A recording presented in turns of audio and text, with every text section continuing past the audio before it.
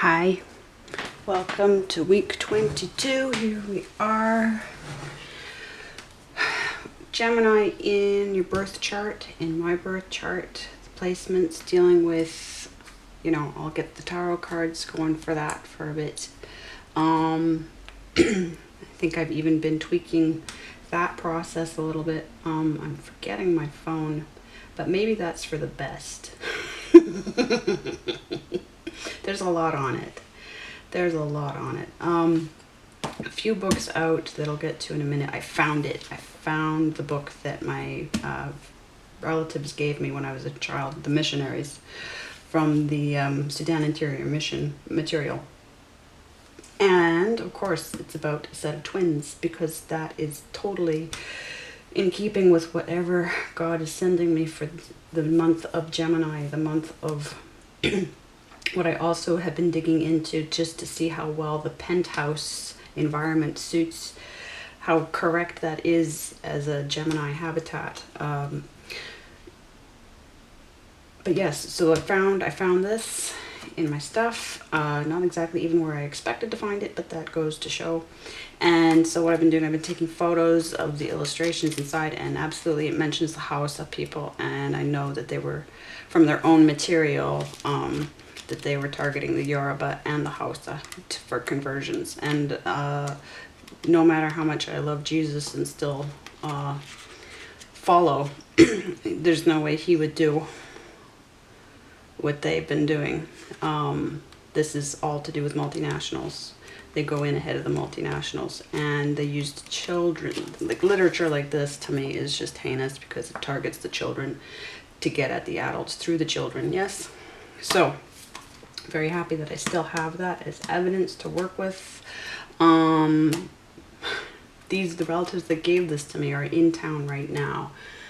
They wanted to meet with me, and I don't think it's happening, because I think my dad is scared shitless, shall we say, of letting them be anywhere near me, because he knows exactly what I'm doing. So I'm gonna put that to the side for now.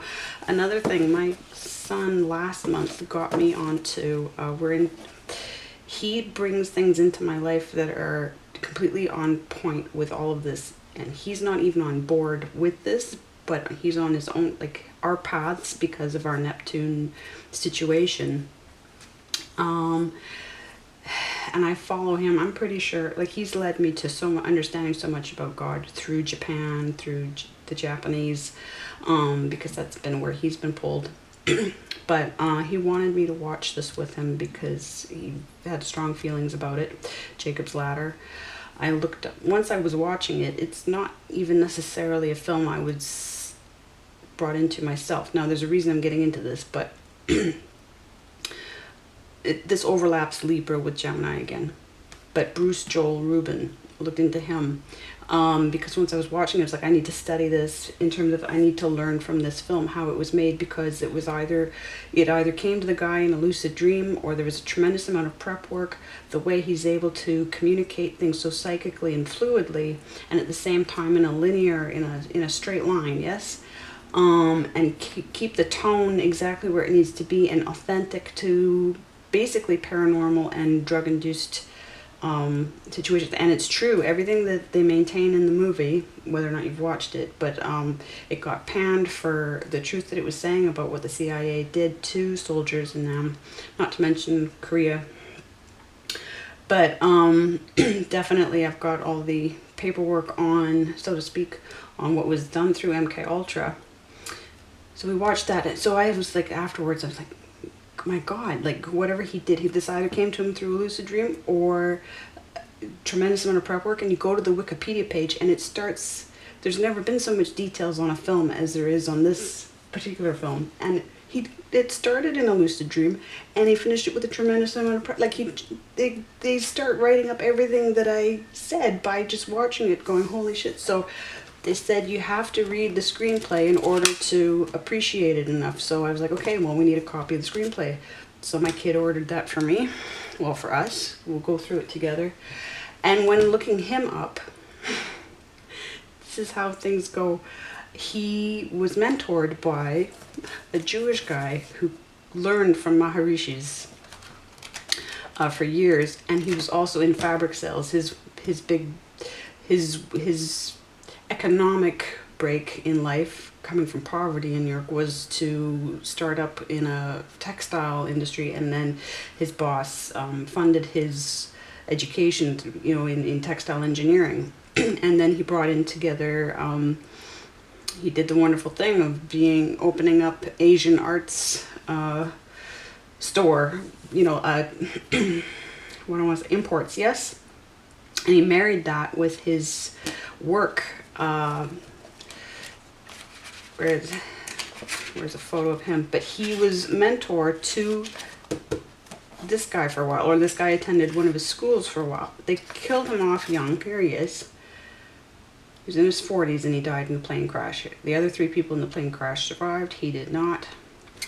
And so I was like, there's just something about all this.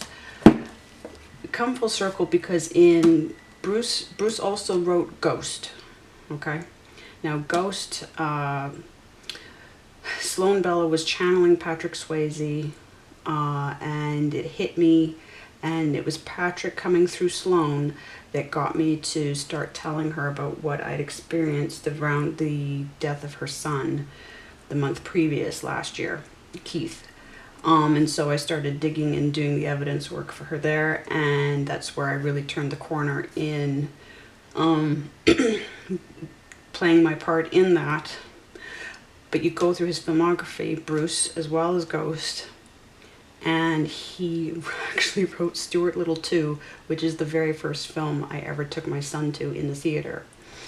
And I named my son after Michael J. Fox's character in Family Ties, Alex P.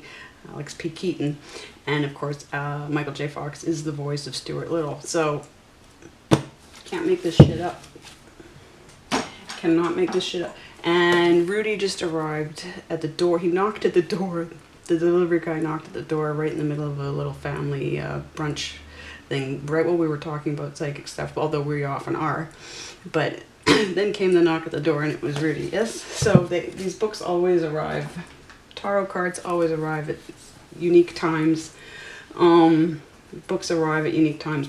I'm very much, my journey started with ending up in front of certain books on library shelves. That I would just take a walk down a library aisle and then stop, and then they'd be like, nope, you need to read this right in front of you, right? And so many things came to me that way. That's how basically my psychic research started, so far as I can recall. So, wanted to touch on that because it's dovetailing with all the Twin Peaks stuff, which I've been digging into more and more, and of course with David Lynch and the David Lynch Foundation and Transcendental Meditation, which could be completely above board, but it's also another possible tie to MKUltra because of certain people that he's affiliated with in it, like Russell Brand, who's very well known to be a Mason, Katy Perry and her MKUltra experiences. So I realize I'm saying things that I should put the word alleged to, but I've been through enough because of some of these situations on a personal level that I'm willing to just risk some wrath. I've said worse things about Katy Perry's last video dedicated to her baby while she was still pregnant, that was full of very disturbing references to pedo symbols, not to mention Freemasonic symbols. But so of course I realize more and more, basically you have the insider who's telling you, he's making it look good, right? At the same time, it's still incredible. It's an incredible show, Twin Peaks. So I'm getting a lot of answers from it. And it has everything to do with Gemini, the twin thing, but also the fact that I was there that year, that summer. My mom had just died. We went down to visit family in Washington State. My cousins were sexually harassing me, meeting me for the first time. My dad's best friend lived down there, and we were on his yacht for a day. Not a fancy yacht, you know. He just happened to be a boat, but no, and the family, our family lived around Bonnie Lake, which ends up being very close to where David Schroeder later lived. David Schroeder and I that have quite the dramatic few years together these past few years. Not that he's loving me for it anymore, but if you look him up, he's a high-profile trafficking victim survivor, trying to get his dad's house investigated for bodies of children, because he's attached to his dad was a trafficker for multiple high levels. But so he's I'm right there in 91, same time as they're filming the second season of Twin Peaks, and right close to where they are. And so and then my life becomes, when we tie that into the Hampstead research that I've been part of for 6 years, and digging into child trafficking through the Hampstead case, which is a psyop, yes, but it's also true and real. And I've connected it to multiple other murders. Multiple murders, not other murders, murders. There's the Carol Lindley, if we dovetail that with all my work with Poseidon Adventure, and psychic things through Paul Gallico, the writer of Poseidon Adventure, who's co-writing a series of books with me. Carol Lindley, that was in Poseidon Adventure, was also in Bunny Lake is Missing, which was an Otto Preminger film, which was relocated from New York to Hampstead. And so Bunny Lake is missing, and then my family lived in Bonny Lake. Twin Peaks is all about, I don't know how many murder victims are in my life that look so similar to the murder victim, Laura Palmer, in Twin Peaks, I can't tell you. So, this Gemini storm, right? The storm and then the calm after the storm, they're giving me, and then how it ties to, but digging into, my problem is I'm trying to dig in. Okay, sorry, camera timed out. I'm trying to dig into, there are things about Gemini, and I'm finding out for a very good reason, that there's tremendous layers. There are tremendous layers here. And I might stop to get the visuals, but it's going to be interrupting to keep getting the right screenshots. So what I might do is I'll talk about it a little bit, and then I'll get visuals ready and do a video presentation, I think, with that's, you know, more more interesting than just watching me gesture with my hands or hold the camera up, my phone up to the camera, and, you know, I think we'll see. Let's first things first. But in terms of Mercury, let's get a visual out here. Mercury, as go into this big book of lies, right? Because we're gonna find out that there's a whole lot of black history that is needing to be put back into Mediterranean history. And this is all very whitewashed. But, and here I brought the clover card out from the Lenormand deck, because Mercury rules, the clover is one of Mercury's planets, but Mercury also traces a 3-leaf clover around Earth, right? So to speak. But it does also rule clover. So this is a symbol of Mercury as well. But Hermes, got these, I love these illustrations in this book, I'll give them that. I gotta go find who the artist is. But Hermes as Mercury. Now this is in the tradition of Hermes, and of course the Greeks are all of the Greek identities are, you know, they pre-exist. This is not, we're not talking things that are naturally just Greek. Heracles is, we go back to Gilgamesh. Okay, this is one of my favorite books that I came across in the library. I love the work is Bernarda Bryson. And she did such a fabulous job. So I tracked down a copy of this years ago. But Heracles, and I love the story of it. But I realized that we probably even need to figure out just exactly how much the Indian stories influence, because I'm still convinced that India stories predate even the Sumer, even Gilgamesh, right? Which predates Egyptian. But yeah, Heracles comes from, at least from this, but probably even over to India, right?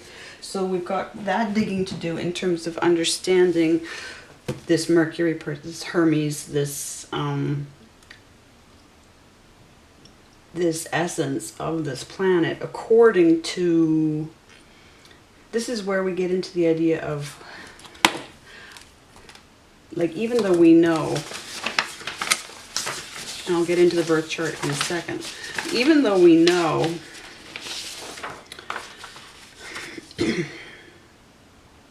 see, the Ashvins are not even represented by Gemini. Gemini is just the word, the root Geminis, comes from, Yama comes from the word twin, which roots back to Yama being one of the original twins. And then the twins are the Ashvins, that are commonly thought of as the hunter twins, or the healer hunter twins. But in the nakshatras, these two stars, Castor and Pollux to the Greeks, those stars are actually, I believe, bow and arrow, something like that. They're not even identified as twins, right? And then, of course, you have the two hunters out of the, I want to say it right, Burong people in Australia is not the right word for it, right? But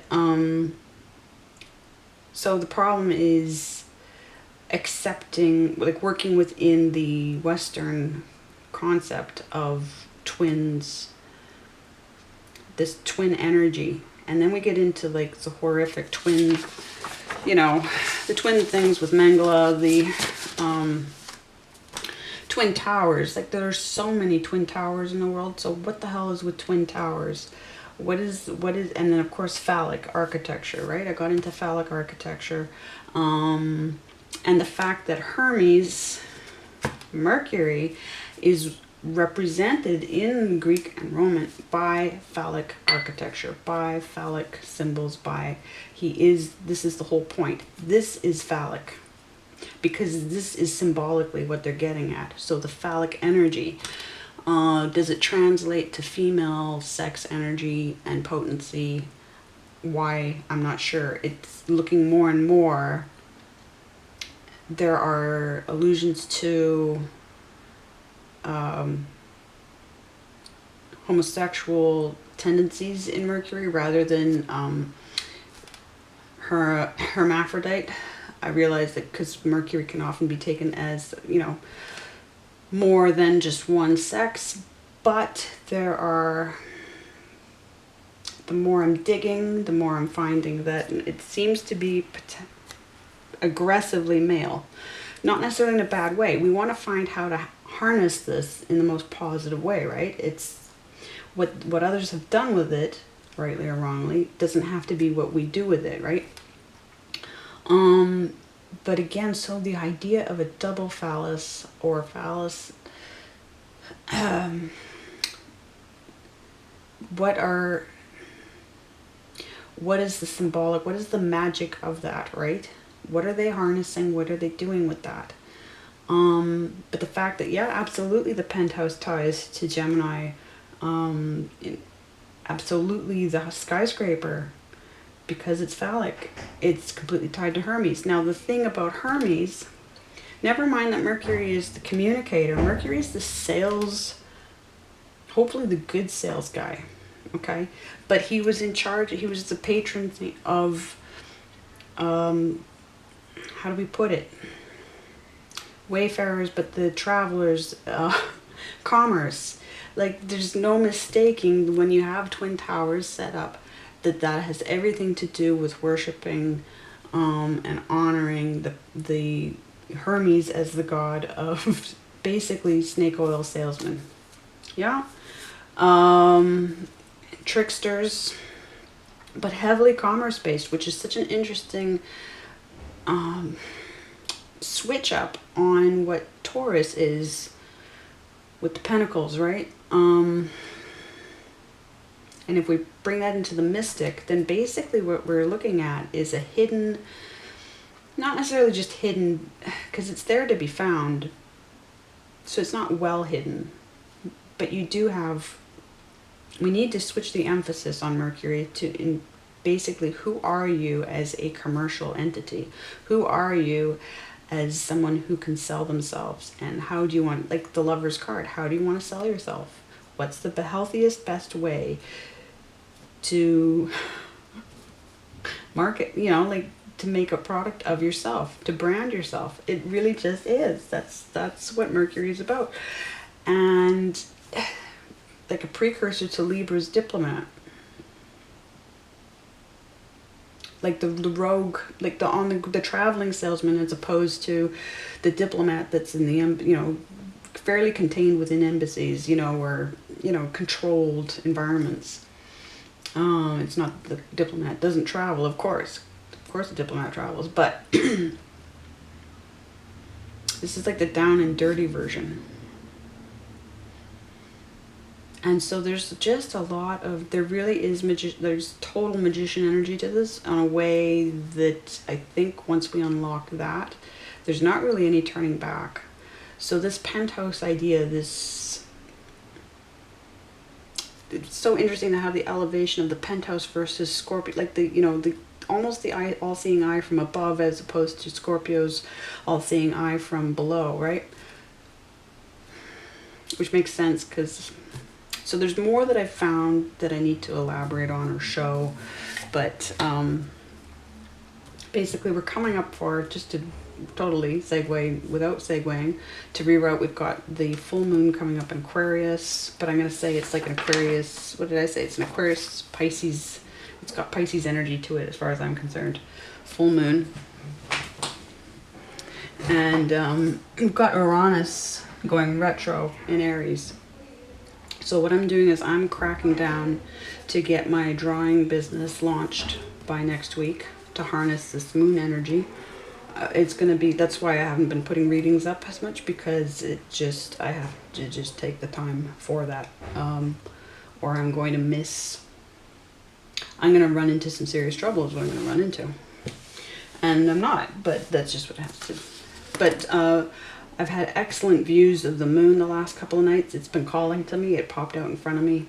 It was at the end of my street last night, so I've got video and photos of that, nice and pink. And it was in Sagittarius the other night. And then I looked into Stellarium and Sky Safari, and there was Saturn lined up with the moon and with Jupiter. So very powerful. I haven't totally interpreted what the energy of it is, but I'm jumping on it. Let's say that much. Okay, so as painlessly as possible, given that we've got this new perspective on what Mercury means, I'm still working with, there's secrets and lies, absolutely. But the idea of twin energies, one thing they got me to do is look at, if you have any planets in your chart that are relatively, not necessarily totally conjunct, but are very close to each other. Like I've got several here. I have something that could be looked at as I've typed it to be triplets, but there's enough space between my Mercury and my moon and my south node that the Mercury's kind of on its lonesome. But I've got several, I think I've got at least 5 pairs of twins, shall we say, in my charts. Okay, wherever I got cut off there, I'm finding, okay, we got through the twin, looking at twin planet placements, figuring out what that means. But I'm finding that third house is really like in my face, pulling childhood stuff into my consciousness. So obviously what we learn as children, right, you know, did we learn what we needed to learn, or did we have to fix it all, or fix a lot of it? Do we need to go back to what we were conditioned by, and then take the tools that we can from that? I mean, yes to all of the above. I actually had a lucid dream about a butterfly. This is another thing in terms of symbols. Yeah, the other day I had a lucid dream right before waking about a huge... My dad got sent a huge green dragonfly by his spirit guides sitting on the side of his house for a couple of days. And more than one person came by and noticed it, and then he took photos of it. He sent me a photo of it, which I'll show at some point. But, so definite sign, because he's been on a huge dragon kick because of... I got him on to D.H. Lawrence Apocalypse, which is the book that got me into going back to the stars in the first place back in 2015. And it's one of those books that I came across on a library shelf, yes, that pulled me in. And DH takes us back to the importance of the dragon. And of course the dragon would be your north node, south node, which... I'm doing the Gemini thing here. I'm a little bit kind of all over the place, but we need to go back to North Node and South Node just to make notes about them being Rahu and Ketu. I know others will say Ketu, but I have clients. I had clients for about 1.5 years that I needed to take a break from, I'm sorry to say. But they had a cat. They were from Uganda, but Indian, and pushed out during the Idi Amin horror story. But they had a cat. They still do. And the cat's name is Ketu. And so felt very much like Ketu. And Ketu's the south node and Rahu is the north node. And I feel very much that Ketu was in my life as that cat during a south node experience. And so I stick to the pronunciation of Ketu. And she liked me. And they loved that she liked me because she had been through some abuse. And yeah, it meant a lot. So it was a very good omen. But, and very deep, tremendously profound spiritual experiences with demons and stuff from that family that touched me forever. And I love them. Not demons, but I love that family. But, what do I want to say? Ketu and Rahu. Ketu is supposed to mature at age 48 and Rahu is supposed to mature at age 42. So what I took to be a Uranus cycle was as much possibly a Rahu cycle, a North Node cycle. So there's things to look into there. But also while I'm here, in Vedic astrology, or Vedic, with the nakshatras, I'm not following my sun placement, I'm following my moon placement, because the nakshatras chart according to the moon cycles, not the sun cycles. The sun matters, but it's primarily your moon, that because they equate the moon with your mind, whereas I equate it specifically with your conscience. So they do the Mercury, for me, the Mercury thing with the moon.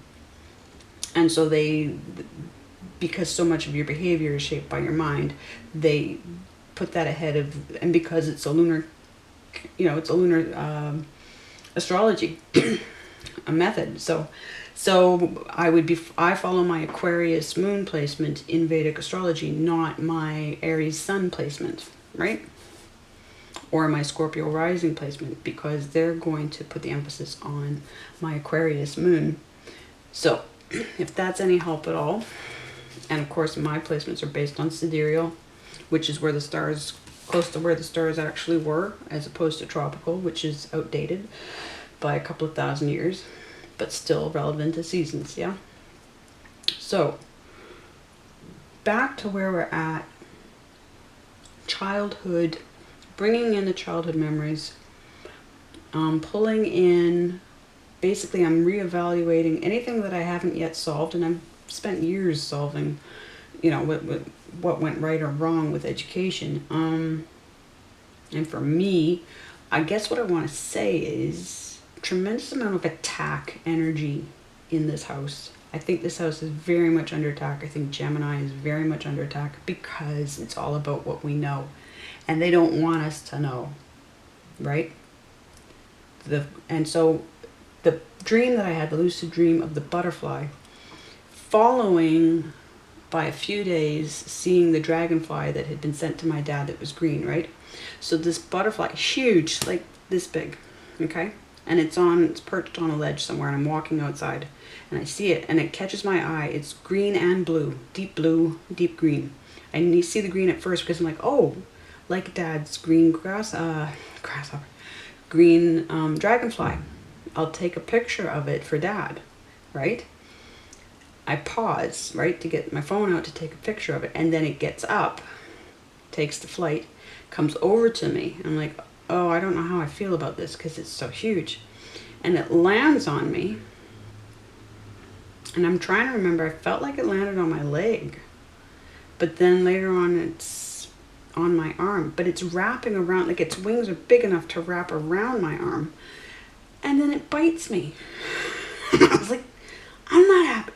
But I wasn't thrilled because I'd had another butterfly dream. Well, not butterfly per se, but I'd had a lucid dream last month involving a symbolic scarf that was looking like butterfly wings. And I knew it was to do with shaking off mind control, because if we get into MKUltra, the Monarch Mind Control Program is the multi-generational aspect program in mind control. And it starts with children, and it's where family members start with, it goes generational, yeah. But so I have issues anytime a butterfly shows up as being triggering what I know about it. Now, I don't come from inside an MKUltra Monarch program. What I've been through is similar, but not on any scale comparable, right? So all I know is the last 6 years of work that I've done, spending a fair bit of time with people who are, and not that there aren't a lot of us who haven't at this point online, spent a lot of time with people who are survivors and victims of it. And then, of course, the internet got flooded with controlled victims. Very harsh reality in how much control there is over these victims. Not all of them, but a lot of them. And so my thought was, I'm not happy that there's a butterfly here, and I'm not happy that it's biting me. But then I looked into it, right? And so far, so good. So far, so good. So I'm allowing for it, well, because it's like, what am I not going to allow for it? Who's it coming from? Well, what's everything else coming from? But then I look up butterfly, and butterfly is a symbol of Gemini. Okay, so they're throwing everything at me about Gemini so that I get as clear a picture as possible, where I don't have all, because it's been interfered with. They don't want, they put it out there, but at the same time, they don't want us to pull it all together. It's so hard to research twin towers under so many different terms, right, online, because it's automatically, well, try looking up anything through Google anymore, right? You need DuckDuckGo and stuff, but even so, even typing in, like, why are there so many twin towers in the world, you don't get search results for that. You just don't. There's digital twinning now in architecture. Like, there's a few other things I found, but by and large, it's just going to take you straight back to propaganda about 9/11. So I think there's still more that I can think of, but I'm not going to, if it comes up while I'm getting on. But yeah, so if you're looking at twin placements as well, so-called twin placements in your chart, to see how I actually was a twin in childhood for 6 years. There were two of us. There were two Kristens, and I was Kristen too. We were, our final year together, we were in the same, my mom moved me into the same homeroom as her. And because I came into the class a couple months later, because she moved me out of the one that I was in, because she didn't like that that teacher had rock and roll posters up on the walls. But she was close. Well, no, she wasn't that. She was having a moment, okay? So I get put in the other classroom with this girl that I've been friends with since nursery school, since age 3. And the teacher, in all her geniusness, said, okay, well, Kristen B will be Kristen 1 and Kristen B will be Kristen 2. And that's how I'll tell you guys apart when I need to call for you. And so there's a complex, but I've been, by name, I've been a twin. So I'm looking at that experience. So then really the rest of it is figuring out, like my third house, I'm finding that whole house is actually a really good place to start for primary energy. So my third house is in the constellation of Capricornus. But it's also, so once we get to Regio and Ibn Ezra, well, yeah, then it's in Aquarius and Pisces. And then there are the overtones, right? When it's in Capricorn, it's got an overlap of Capricorn energy, but then it has Aquarius overtones from the season of Aquarius, right? The tropical season. And then it has overtones towards halfway through of Aries energy, yes? I'm learning what it means to be, like I've got my South Node and my Moon and my Mercury over here. Primarily, I would say in my 5th house energy, or at least initially because of whole house, but then in my 3rd house. And it still counts. So I'm combining the energy, but like it's like the initial. This guy that I've been listening to, I'll give him credit. I'll get his name and I'll put it in the description. But he, now I don't agree with him on everything, and he's using tropical placements for his chart work. He built up his own chart calculator on his website, but it's giving me tropical results, and so I don't understand that.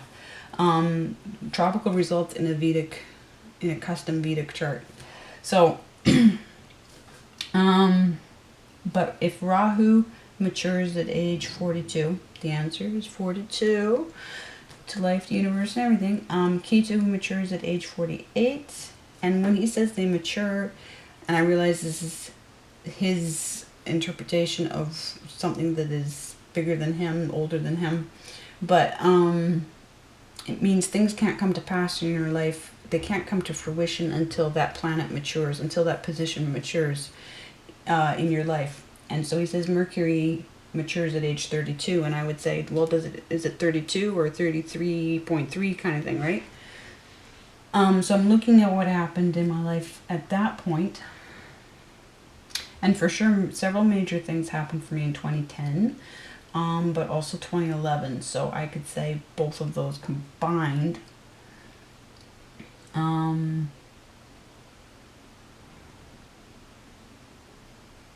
Is there anything else that before I go through the... Yeah, I really pissed off a YouTuber, a reader. She went on the attack on 7th house Lilith placements, and so I have very strong 7th house Lilith placements and supporting placements. And so I listed them off and substantiated with, you know, where it's led me and what it's done in my life, to say that, you know, in defense of not being a potential psychotic bunny killer like Glenn Close in Fatal Attraction, which is what she was hung up on. She deleted my comment. She put up a written post on community and did a 22-minute video and shut down comments on her, as far as I know, shut down comments on her channel permanently, because she'd rather feel that she's right. She hadn't researched Lilith in the 7th house. She was doing some in the moment, and the pity is, well, it's not a pity, it's I ended up there at the right time to say the thing that needed to be said in defense of Lilith. But so I'm finding that, and Lilith is in my 3rd, so they even got me to do that because she needed to be told in a way that, you know, she felt I was speaking out of ego. But I would like to ask, well, who's more speaking out of ego when you're going to accuse a planet placement of being a potential potential psychotic killer without researching, and then not listen to evidence that says otherwise? So no, I didn't go in apologetic, and I'm not going to go back with an apology. I did what I should do. She had done tremendous, incredible readings all the week before that had caught my attention for the first time, and that's what got me paying attention to her. And then we did this 180, but it was all meant to be because somebody needed to say it. I really do believe that somebody needed to speak in favor of what can be viewed in a negative light, and it's not negative. It's a PowerPoint. It's like the whole point of Lilith is that there was a smear campaign. The whole point of Lilith is that she represents the African prophetesses, you know? And so, anyway, so that's another third house experience because Lilith being in my Gemini. Lilith's in my Gemini constellation. Right here, paired with Jupiter, the saint, right? So, I feel like I'm having a very full third house experience this month, as it's just, I love how this is working out. But do I have the answer for what my third house is yet? Not yet. It has a lot to do with secrets and lies, crimes. There have been a lot of emphasis on death and murder this month. A lot of, like, overwhelmingly. So that has something to do with it as well. Blood and gore and the storm, obviously. So in terms of how I pull that together, I've got, well, let me get into showing you the breakdown of what I would do. I think I've got, yeah, like I went back to all my Mercury stuff here. I did have, see, I ended up, on Monday, I ended up having a tremendous conversation with my client. We've had a few conversations about it, but in terms of excellent customer service, and we got really fired up about it again, because there's just something so excellent about being really good at customer service. And I've prided myself. So exactly for a Mercury cycle of 7.34 years, I was what I feel to be the best of the best salespeople in a fabric store, which takes me back to, you know, what I feel Rudy is saying to me because of his textile fabric experiences, expertise, right? As soon as I knew that he was in fabrics, then I was like, oh, that's one of the things that they put me in. I am extremely gifted with fabrics, with understanding everybody that works with fabrics. I had over 100 people in my phone from my years at that store, and we're talking from even basic quilting to one of my customers was accepted into a 6-student program in Paris for hand embroidery with a master hand embroiderer, and it was going to be the last time he did the workshop because, you know, he's beyond retirement years. And, you know, and then she's got to spend some time over there, then goes back for a couple more months. She's renting an apartment downtown Paris, right? Because she does custom bridal gowns, yes, by hand. And so, you name it, First Nations, jingle dresses, star blankets, a ceremonial cloth, but again, and that's where I got identified by a Welsh-Irish, basically witch, who told me that I was Fae, of the fairy people, right? You know, and wondered how it was that I hadn't had any mentors in it. And I kind of did. I had my survivor of the Holocaust, atheist Jew, Russian atheist Jew, musician, my mom's friend and colleague. And she did what a guru should do.